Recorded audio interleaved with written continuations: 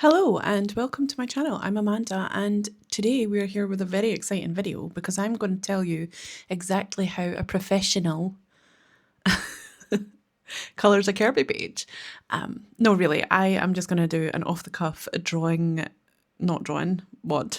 colouring video of me doing my Kerby page and giving you some tips along the way that I have found helpful. I'm not in any way an expert, but I thought we could just hang out today while I do this Kerby page, and yeah, I'm excited. So I have a little list of some tips that I have written down. Let me just see if I can try and find them where they are. Where did I put them? In my Notion. There we go. So yes, the first tip that I've written down is have a plan. Now, this is a very good solid advice because I usually do not have a plan. I usually just sit down and pick up my pencils and just start colouring in, and that can be fun and it can be joyful, but sometimes you just gotta sit down and plan it out, especially when there's a complicated page like a Kerby page. Now, I'm actually not colouring the most complicated page on here, but I filmed it all, so I thought that I would turn it into a video. Why not? So yes, have a plan, sit down, think about what colour palette you want, how many colours you want in that colour palette, where you want the colours to go. Start with something easy, like the mushrooms, for example. They are going to be red and orange, I decided, so I was building all of my other colours from that. I don't actually think I had much of a plan for this though, because I didn't really know what I was going to do the foliage. I knew that the foliage was going to be green, but I didn't have an actual colour combination or plan sorted out for that, especially with the other types of foliage. So I knew that I wanted the grassy foliage to be a little bit lighter and yellower because it's supposed to depict autumn, and during autumn typically in certain climates you get a drier dying grass even though it is wetter in the winter months. Is that correct, or am I just completely screwing that up and it's the other way around?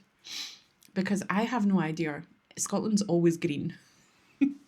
Anyway, I just think that the colour palette of having like a yellowy, greeny colour for the grasses really does help. But anyway, I didn't make a plan for the rest of the foliage, so I just kind of made it all the same colour, which kind of makes it look a little bit blendy and flat, and I wasn't happy about it. And I also didn't know what to do with the background because I am very bad with backgrounds. So my other tip, my second tip that we're on to already, and it's only 3 minutes in and I've got 30 minutes to go, is to black it out. If in doubt, black it out. Now, I'm pretty sure that Colouring Bumblebee Jess, she suggested that I black it out. Or maybe that was on my baboon page. I think that was on my baboon page. But anyway, I used to do this with my Kerby books all the time, was just paint it black.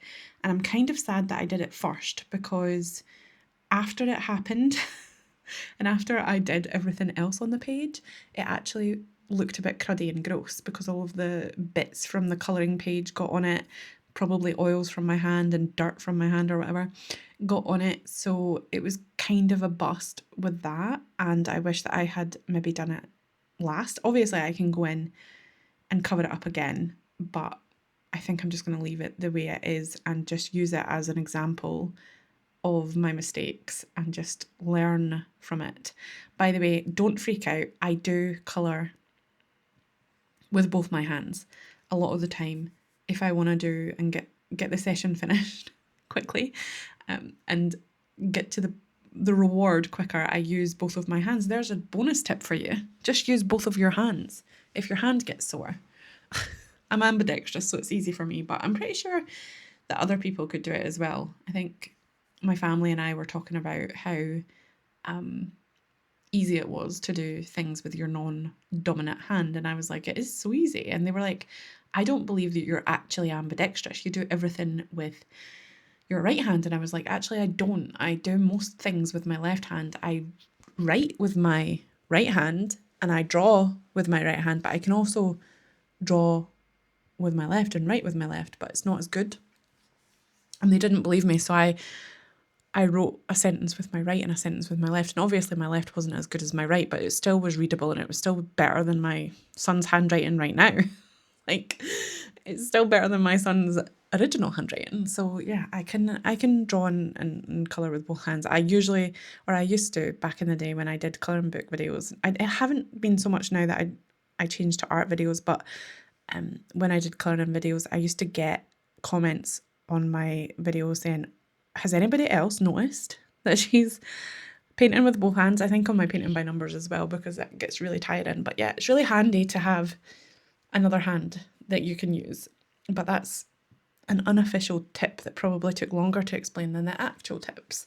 So yeah, black it out. Later on in the video, you'll see me actually black out other elements in the page that I just can't be bothered colouring, because by that time, I've been colouring this page for days and I'm sick of it. So I just want to finish it quickly. So I end up blacking out a lot more than what I would have. And Kerby, funnily enough, I haven't been able to find another colouring book where I like using watercolour in. I find that it just makes this funny speckling thing happen and I don't like it, whereas in Kerby's books that does not happen. I think it's just the smoothness of the paper and also probably the resistance of the paper. It's actually not that great, which makes it great. I don't know, but yeah.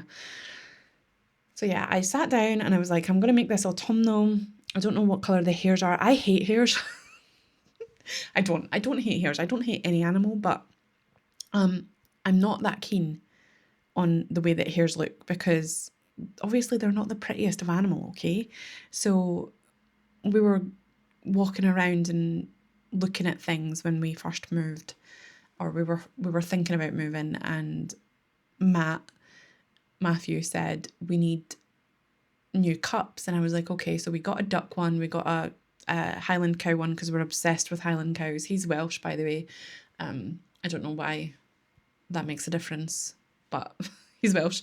And we got a couple of like camper van ones that were quite cool. Like, we got ones that we liked.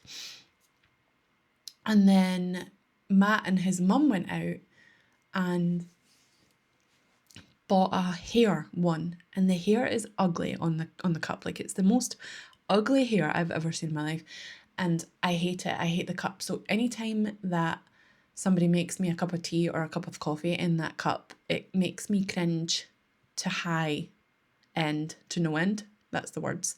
No end. I do not like it. I hate that cup. But we keep it because, well, my duck cup broke. I was so gutted. My duck cup had a little hairline fracture in its little handle, and I was still using it. I just wasn't holding the cup as much, the handle. But then a couple of months later, Matt noticed it, and he broke the handle from the cup. He just broke it off, and I was like, "What are you doing?" And then he put it in the bin, and I was like, "No, it's my cup." So now we only have the hare and the cow one left. Do we have another one? No, we had duck, hare and cow. Yeah. So then he started looking online to try and find the duck one. But yeah, the duck one's gone, unfortunately. And it no longer is sold in Tesco. You can get it online, I think. I think he was actually he felt bad, so he was looking for it. But it's fine. It's just a cup. Why are we talking about cups? Anyway, yeah. So another tip, actually, this is supposed to be 5 tips, and I couldn't think of 5, so I was going to add have fun, but now I'm adding loads. Another tip is to watercolor base your items first as well, so that you can decipher what's what. So I went through, usually I would I did watercolor base everything, actually. Yeah, that's what I'm doing. Sorry. Wow, this video is really good, isn't it? So I'm watercolor basing everything first. So I'm going in with different colours, and they don't have to be the same colours that you're going to actually colour it on top. If you're going to put more paint on top, or if you're going to put a coloured pencil on top, it doesn't have to be the same colour. Try and make it a colour that you want to maybe peek through though. I used purple because I thought that it would be nice to have maybe some purple peeking through. Some people use hot pink, some people use burnt sienna is a really good one. If you just base the whole thing in burnt sienna, it doesn't have to even be different colours for each thing. I think I might try that maybe do a sepia underpainting or something on one of my colour pages. But yeah, I chose purple for the hairs, and then I decided after the fact that I was going to go in with different coloured hairs. So I decided to do brown and grey.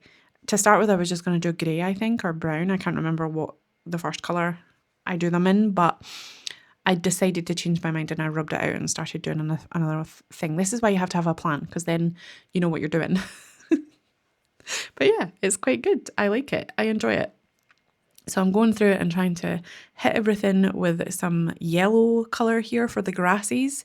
And, you know, if there's something that's in the way or it's like too much messing around, I just paint over it. It doesn't really matter. There's no rules to this. I did notice that I missed a lot of parts of the hair because it's really hard, again, to decipher what's what. Like, what's the leg? What's the natural grass part? So once you start colouring in things, you will notice things more. They stand out to you more. And that's one of the things that you've just got to remember with Kerby, is just to go for it and start painting or colouring, and then as you go, you will get better and better at noticing what is what, especially if you do a lot of Kerby pages at once. Then you can start to see his style and start to know exactly what he is trying to show. This is actually gouache that I'm doing this colour with, because I couldn't mix the colour with the watercolours that I had at the time. I don't know.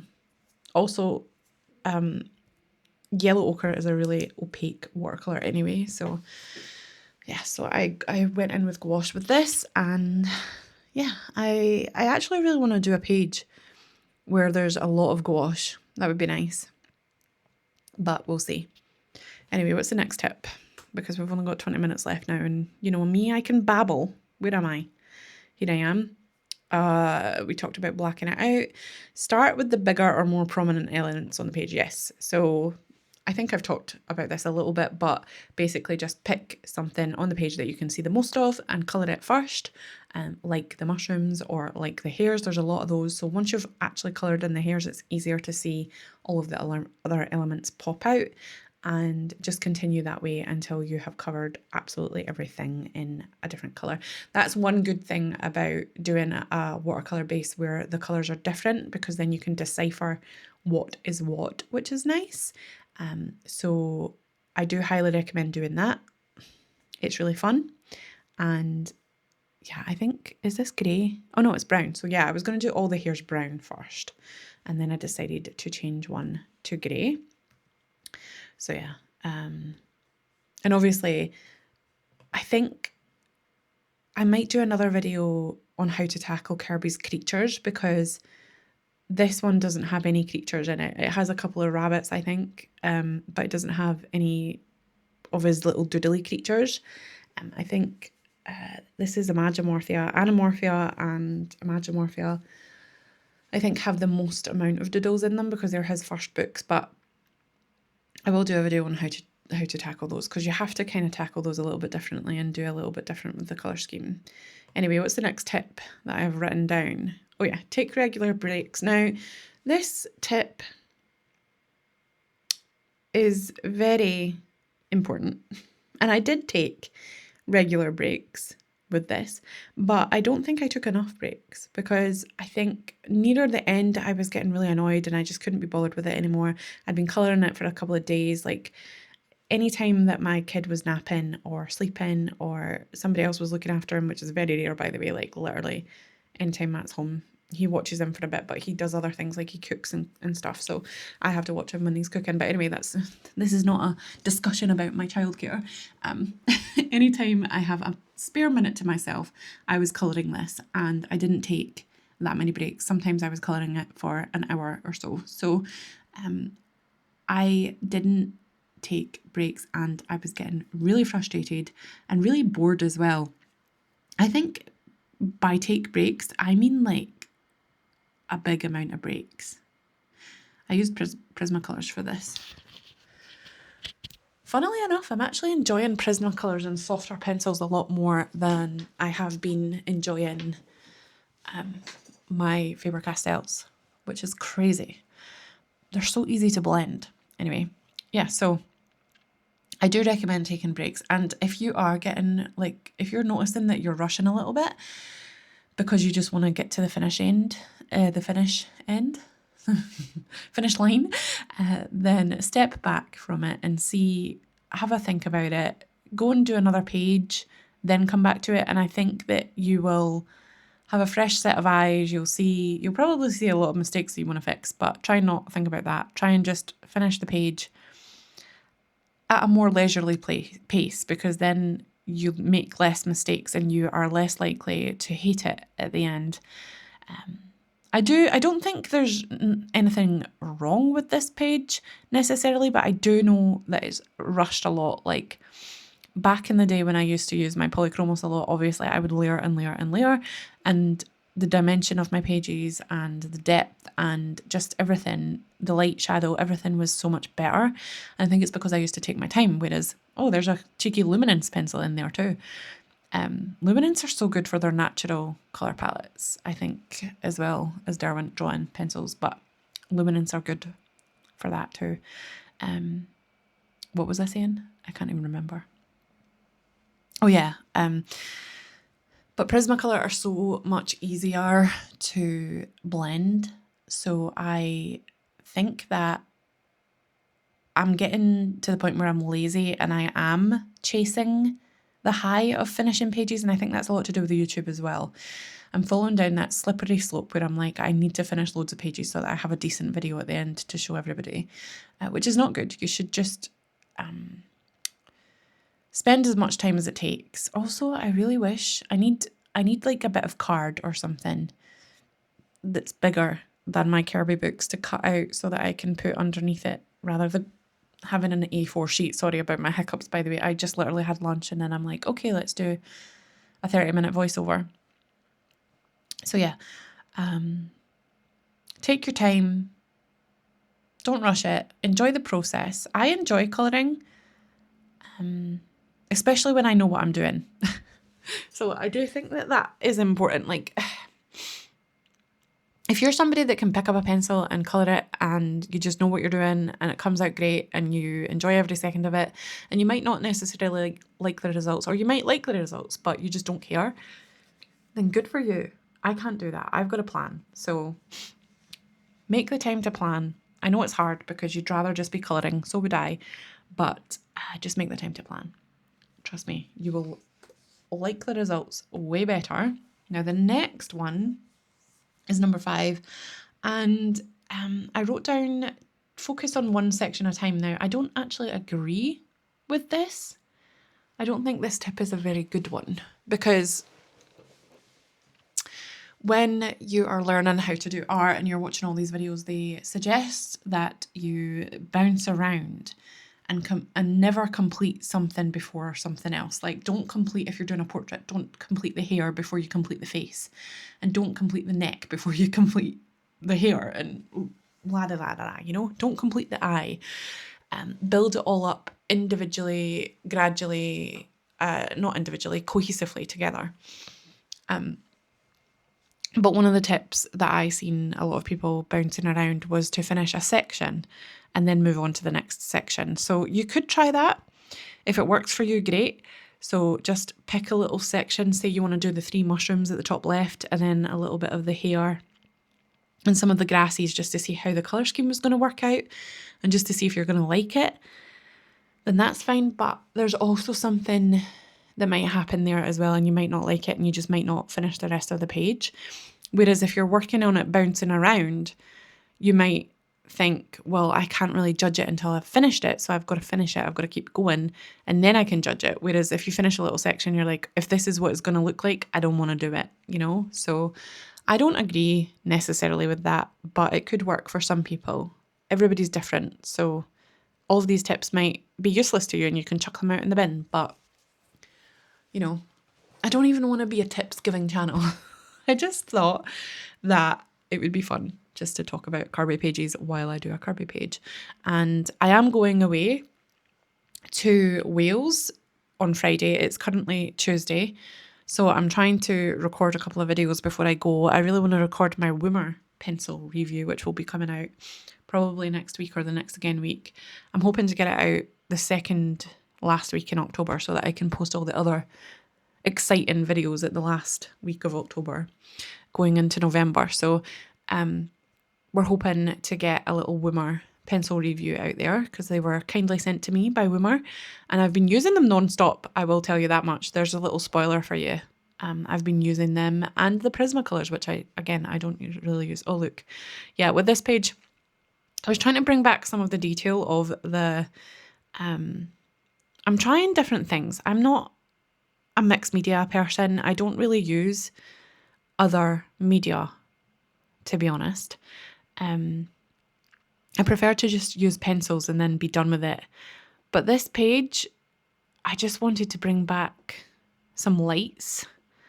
And because I struggle with that so much, I struggle with leaving lights in my pages. And I think these acrylic markers really do help with that. I was having fun with that. I wish that I would do that with more pages. I think I will. I've left them out on my desk now so I can look at them. And I've got glitter markers and metallic markers and all these other markers that I'm going to try and use. But I did give up with that pretty quickly, you know, because they're hard to blend. If it was gouache, it would be a different story. I keep talking about gouache as if it's my baby. It is my baby. I love my gouache. So yeah. Anyway, what was I talking about? I don't know. Oh, my last tip, if I couldn't think of 5 tips, but I think we've went way over 5 tips now, was to have fun, because it's a cop-out tip. Yes, have fun. Everybody knows this. Don't stress about it. Just enjoy the process and put some colour down on a page and just have fun. And do it with a smile on your face. That's what we always tell my son, who's 12. He's in a football team. And he always plays better when he's having fun, when he puts a smile on his face, even if he's not. Because he plays left back a lot because he's really good at it, and he's been playing left back since he was like 5. And recently they've been giving him a chance to go into left mid, and he's really enjoying left mid. But then occasionally, obviously, somebody will be off and he has to go back to left back, and he hates left back. So when he's in left back, he doesn't play with much of a smile and he plays badly. So we always tell him to just forget about the fact that he's in left back. Just remember the fact that he's good at it and that he's there to help out his team and he's there to have fun. You know, it's not serious. He's just 12. It doesn't matter. It's not a professional game. Just go in and have fun. Because what's the point in doing it and being there if you're not having fun, you know? And if you're getting frustrated. He's doing this thing where he kicks the ground a lot and throws his glasses on the floor. And I'm like, no, you can't do that. But all that to say is that if you're kicking the floor while you're doing your colour pages, I think that you better just not. I think you better go have a break. Do it when you've got a smile on your face, because you will have a lot more fun and the outcome will be a little bit better too. Because if you're just struggling through it and you're getting annoyed, then you're not going to have a good time. I was doing a Lulu Mail Million Little Monsters page last night while I was watching Polly Puts the Colours on live stream, and I was hating every minute of it. But then at the very end, I was just like, I'm just going to finish this and I'm going to learn from it and I'm going to just do it with a smile on my face, because I'm here, I'm colouring, I'm watching a fun live stream, I'm having a good time. Like, I get a little bit of time with myself to do something I love, and that's the most important thing.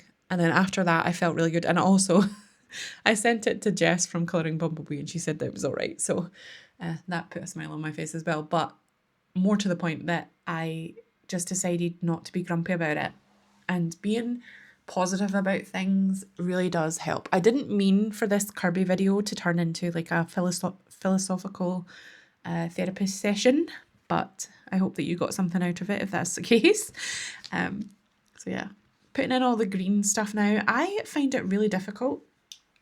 I really need to sit back and start doing a little bit of colour combination and colour theory and colour searching, because I thought that I was good at colour theory, and I am when I'm painting, but it's a whole different ballgame when there's like more complicated things, because when I'm painting I just paint really basic things So I've got this little book from Raymond Stationery now, and I'm putting in little colour combinations that I've been using or that I've been finding online. Mainly that I've been finding online from Ink and Hue Colouring. I've not seen one of her videos in a while. I need to look her up. YouTube's decided that I don't like her, even though I do. And then there's a couple from Peta Hewitt that I followed a tutorial on. There's a couple that I've made up myself that I found that I really liked. So yeah, I'm thinking more about colour schemes and stuff because I need to do that. Because I think it's really hard for me to go unnatural with plants, but at the same time, if you look at a greenhouse or like if you look at different cultures or just different plants in general, there's lots of different colours of greens in plants, and I'm here like, no, we need olive green and earth green, and we don't need any other green apart from olive and earth, which it is my favourite colour combination, with the yellow and the yellow ochre, or like a bright yellow and an earthy green. But really it's not the only foliage / plant colour that needs to be put on greens. So yeah, I just took off my glasses and I can see way better what's going on. It's because I'm actually short-sighted, so looking at my laptop is fine. But I am getting a little bit blind, you know, for short-sightedness too. Wow, what is this video? Anyway, I enjoyed myself chatting to you while I'm not even finished yet. I'm not finished this page yet. We've still got another like 4 minutes to go, and I'm like, I've finished all my points. But yeah. So yeah, I'm actually really happy with this page. It's not that bad. I like the colour scheme. I think it does go very well. I'm glad that I went with a limited one. I can't wait to do another Kerby page. I'm actually going to be doing the octopus in Mythomorphia, because Mythomorphia is actually my favourite Kerby book. So I'm going to be doing that. That will be hopefully in my finished pages by the time the end of October comes around. But like I said, I'm going away to Wales, so I don't know if I'm going to get any big pages finished, because I don't want to take too much stuff with me down in Wales. I want to take like coloured pencils and maybe a small book. Maybe I'll take a Lulu Mayo book or something that I want to get a lot of pages done in, because Colouring Bumblebee hosts a hidden objects thing on Instagram for Lulu Mayo pages, and if I take one of her books then, or a couple of her books, maybe I can get some prompts done. I think magical creatures would be all right to take, or magical million monsters or whatever it is, because I think there's a few prompts for each in there, so I could get a couple of those pages done, even though I wasn't planning on to. But I find Lulu Mayo really fun, and I am planning to just use the Woomer pencils or Prismacolors in Lulu Mayo books because they work well and I like them. So yeah, I might do that. So probably not going to get too many more pages done. I have a couple still to go in my list. I want to do the Imagimorphia page. Yeah, there is a page in Imagimorphia that I want to finish. Mythomorphia, Circle of Life. There's a dog outside barking. I want to see if I can finish or fix at least the section that I screwed up for my Rooms of Wonder page. There is a page in Rooms of Wonder that I want to complete this month. It doesn't even feel like Halloween, or like Halloween's coming up. It's like the 14th, isn't it? What's the date? Oh, it's exactly the 14th. Wow. I'm amazing. So yeah. I've got so many plans for October to finish. It's only the 14th, but I feel like I don't have as much time because I'm going away for 4 days. But it's only 4 days. I'm going away on the Friday, coming back on the Wednesday morning. But then I think the reason I feel like I've not got that much time is because Matthew and Caden, my son and my other half, will be off school and work for... my son goes back on the Tuesday, the 27th, and I think Matthew goes back the week after that. I don't know, but yeah, so they're off. The 27th is a long time. It's only the 14th.